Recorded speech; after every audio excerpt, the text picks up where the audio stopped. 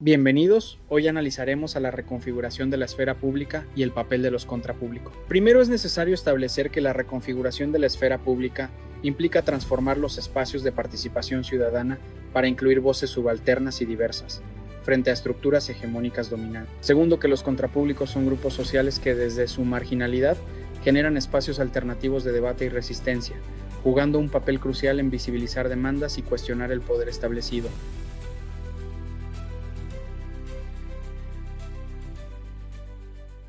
Bienvenidos y bienvenidas a este espacio de reflexión crítica sobre la comunicación actual. Hoy tenemos el gusto de contar con un invitado muy especial, Alex Pila, periodista de Coavisa. Gracias por acompañarnos, Alex, y bienvenido. Muchísimas gracias y muy bonito, ¿no? Que ustedes también vayan abordando de a poco estos temas que marcan sobre todo la coyuntura diaria, ¿no? Hola Alex, muy buenas tardes. Me presento, soy Emilia Alvarado y bueno, también le doy las gracias por formar parte de esta entrevista. Y me gustaría empezar Está muy bien. por algo básico, bueno, creo que fundamental en el caso de nuestra carrera, la esfera pública. ¿Cómo definiría usted a la esfera pública en el contexto actual? Y también cree que ha cambiado tal vez la percepción que tenemos de la misma, considerando que, bueno, el espacio público tradicional ya no es el mismo que antes. Se podría decir que los medios de comunicación ahora mismo enfrentan un desafío, ¿no? El tema de la esfera pública. Es como que los medios de comunicación es lo más sólido que tenemos hoy en día. ¿Por qué? Porque se rigen a una ley de comunicación. Entonces, al tener una ley de comunicación, se puede garantizar la veracidad, sobre todo de la información. Porque, claro, con los medios digitales, ahora, antes era quien más, como que quien más pronto presentaba la información completa, era quien atraía más como que personas. En cambio, ahora es quien más rápido lo publica, pues es como que atrae a más seguidores. Pero hablamos que es una verdad incompleta la que se maneja hoy en día. Muy buenas tardes, estimado Alex. Muchas gracias por concedernos la entrevista. Bueno, siguiendo ¿Cómo la estás? temática de esta esfera pública, desde su experiencia, ¿quiénes marcan hoy esta agenda pública? Además de quiénes son los actores principales de esta esfera pública hoy dominante. Bueno, la esfera pública siempre la va a dominar la ciudadanía. Lo que nosotros tenemos que tener en cuenta como periodistas es que nosotros somos ese puente entre las autoridades y las personas. Y en muchos de los casos, pues como que eso se olvida. Y eso es lo que marca realmente la agenda de cada día. El pedido ciudadano, contar las historias de todo lo que la gente padece, no necesariamente informar lo que está pasando, qué sé yo, a nivel municipal, gubernamental, porque hablamos que nosotros somos periodistas, nosotros contamos historias, nosotros tenemos que proyectar lo que la ciudadanía demanda, porque no somos relacionistas públicos de ningún organismo para poder estar cubriendo como que ruedas de prensa, informando del trabajo que a ellos les corresponde cumplir. Claro, y pasando a otro tema que es clave, se habla de una reconfiguración de la esfera pública. ¿Cuáles considera de que han sido los principales factores que impulsaron esta transformación en la esfera? Bueno, yo creo que lo que impulsa esto es el tema de la convergencia que se está dando ahora mismo, ¿no? Porque algunos medios digitales han tenido, o algunos medios tradicionales han tenido como que ese desafío de adaptarse a la nueva actualidad. Hablamos que hay una nueva actualidad y es una guerra netamente entre lo digital y lo convencional que está ocurriendo ahora mismo. Entonces, eso todavía está por definirse, creería yo, porque no hay todavía algo tan marcado.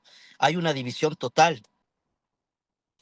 Eso sí es verdad. Creo que el impacto de la digitalización, al menos en este punto, contrasta bastante en las situaciones en las que se pasa a diario, ¿no? Pero me gustaría saber, tal vez la digitalización permite la democratización del acceso a una nueva reconfiguración o Sí, simplemente la polariza. o sea, la democratización, por ejemplo, la digitalización la abre muchísimo, expande muchísimo la democratización de la información. ¿Por qué? Porque ahora resulta que tenemos, o sea, los ciudadanos tienen al alcance de sus manos una cámara, un micrófono, y ellos pueden informar todo en tiempo real. Entonces, hablaríamos que, claro, se convierte en una desventaja para un medio de comunicación tradicional, porque nosotros como medio, o sea, tenemos que indagar, sacar una verdad completa. Pero yo te hablo, por ejemplo, en las manifestaciones de octubre y de junio, octubre de 2019 y junio de 2021.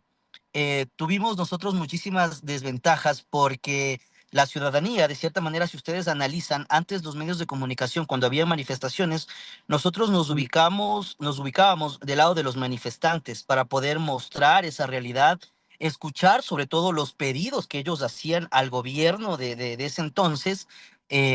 Pero de un momento a otro comenzó el tema de las agresiones, comenzó el tema de los insultos, entonces esa información ya no se podía publicar porque nosotros ni siquiera sabíamos qué era lo que ellos pedían, qué era lo que demandaban.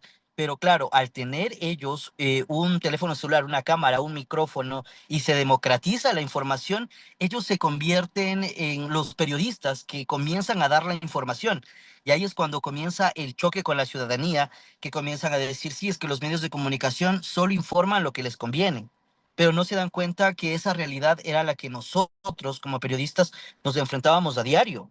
Entonces, por eso ahora las manifestaciones, nosotros como no tenemos ninguna garantía como periodistas, lo que nos toca es refugiarnos e informar del lado de la policía.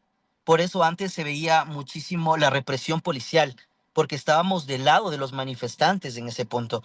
Pero ahora para cuidar nuestra integridad como medio de comunicación y garantizar sobre todo la información completa, que es lo que yo digo, porque claro, ahora por ejemplo muchos medios solo te sueltan como que la noticia, ¿no? ¡Pum! Pero no sabes y dices, pero ¿qué pasó con esto? ¿Qué pasó con aquello? Entonces tú te quedas como que en el aire. En cambio, en un medio tradicional se ve obligado a que tú también consultes a la otra parte, ¿no? A que no solo sueltes, mire, le demandaron por tal cosa y eso se queda en el aire. Pero no, también es preguntarle al demandado qué es lo que ocurrió. O sea, buscar esa contrastación de la información. Eso creo que nos ha jugado muchísimo en desventaja a los medios tradicionales, la democratización de la información mediante las plataformas digitales. Bueno, y siguiendo la temática de esta reconfiguración de la esfera pública y desde su trabajo en la actualidad en los medios tradicionales, cómo ve usted que ha sido el proceso de la adaptación? ¿Es difícil? ¿Será cambiante? ¿Es incierta a esta nueva esfera pública digital? No, realmente es algo controlado, es un desafío, demanda muchísimo más trabajo por parte de los periodistas, porque claro, uno está acostumbrado tal vez a realizar la cobertura cotidiana, pero ahora también tienes que pensar en una redacción mucho más corta, mucho más digerible para el tema de las redes. Porque claro, si no haces un titular vendible, pues no te van a leer, no van a ver esa información. También nos ha llevado al desafío del manejo tecnológico con buenas fotografías, buena calidad, para que sobre todo el consumidor de la noticia se vea como que atraído, ¿no? Por lo que nosotros queremos contar. Teniendo en cuenta de que la mayoría de las veces estos espacios están dominados por discursos tradicionales, para finalizar, ¿qué mensaje dejaría usted a las nuevas generaciones que buscan hacer oír su voz en los espacios que aún siguen dominados por estos discursos? Bueno, que se preparen porque la mejor arma que tiene un periodista es de estar bien informado, es tener la documentación, la información a la mano, porque ese va a ser el mejor escudo que puede romper cualquier discurso que tal vez esté en la memoria de la gente. Eso les va a ayudar muchísimo y tener las ideas claras. Entonces, tener las ideas claras y sobre todo tener muchísimo en cuenta la comunicación interpersonal, lo que te decía, porque eso nos va a abrir muchísimas puertas, porque recuerda que la comunicación interpersonal habla de lo verbal, lo paraverbal y lo no verbal. Entonces, tener en cuenta eso, porque con eso te ganas del cielo, creo yo, porque eso es lo que me ha servido en el tema de mi experiencia. Por ejemplo, lo verbal es medir la intención, adaptar tu vocabulario a la situación en la que tú estás y sobre todo ser concreto. En lo paraverbal es lo que tú tienes que manejar el tema de la intención de tu voz, a veces porque el manejarte de una manera neutra no te va a llevar a ningún lado, porque el mensaje nunca va a quedar. Lo que yo te decía es, por ejemplo, cuando alguien da un discurso público, a veces gritan o exclaman. Entonces, tus intenciones deben ser de acuerdo a lo que tú quieras. Alex, ha sido un verdadero honor contar con su presencia el día de hoy. Gracias por su tiempo y por compartirnos una mirada tan profunda sobre estos temas tan actuales. Muchísimas gracias a ustedes también, chicos, y pónganle ganas, ¿no? Tienen que ser buenos periodistas, escuchar siempre a la gente, nunca quedarse con una verdad, ¿no? Porque el tener una verdad completa es tener una historia completa. Y eso recuerden siempre que somos contadores de historias y una historia a medias a nadie le gusta.